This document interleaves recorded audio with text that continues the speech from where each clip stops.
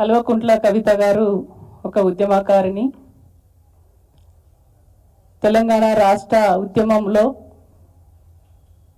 తనకంటూ ఒక ప్రత్యేకత చాటుకొని తెలంగాణ జాగృతి స్థాపించి తెలంగాణ సంస్కృతిని ప్రపంచవ్యాప్తంగా వ్యాపించడంలో ముందున్నటువంటి వ్యక్తి. ఒక పార్లమెంటు సభ్యురాలిగా తెలంగాణ రాష్ట్రంలో తనకంటూ ఒక ప్రత్యేకత చాటుకొని ఒక బలమైనటువంటి వాయిస్ను పార్లమెంటులో వినిపించి తెలంగాణ తెచ్చుకోవడంలో చాలా కీలక భూమిక పోషించినటువంటి వ్యక్తి కవిత గారు. కవిత గారిని అడ్డుపెట్టుకొని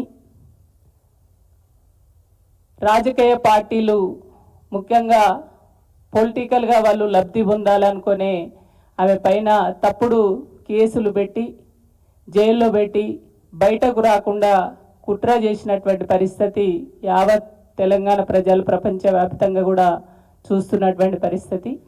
ఆ కుట్రలు కుతంత్రాలు ఎన్ని చేసినా వాటన్నిటిని కూడా తిప్పికొట్టి ఇవాళ న్యాయము ధర్మం అనేది నిలబడ్డది అనేది ఈ బెయిలు రావడంతో మనకు నిరూపించబడ్డది. కాబట్టి కవిత గారికి బెయిల్ రావడం అంటే ఆ బెయిలు న్యాయము ధర్మం అనేది ఉన్నది, నిలబడ్డది అనేది నిజంగా ఆ బెయిల్ రావడం అనేది యావత్ తెలంగాణ ప్రజలందరూ కూడా సంతోషిస్తున్నారు. ముఖ్యంగా బీఆర్ఎస్ నాయకులు కార్యకర్తలు మేము మహిళలుగా మేమందరం కూడా సంతోషిస్తున్నాం.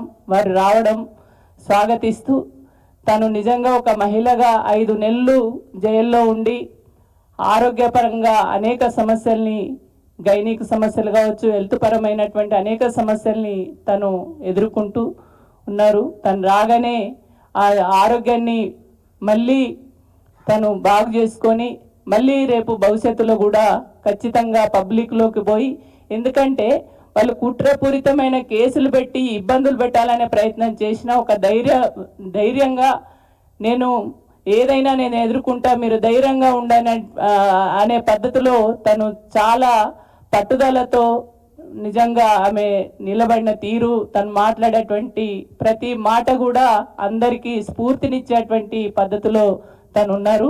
నిజంగా కవిత గారు ఇన్ని రోజులు అక్కడ ఉండడం బాధ, అదేవిధంగా ఇప్పుడు బయటకు రావడం అనేది కూడా మనం సంతోషిస్తున్నాం.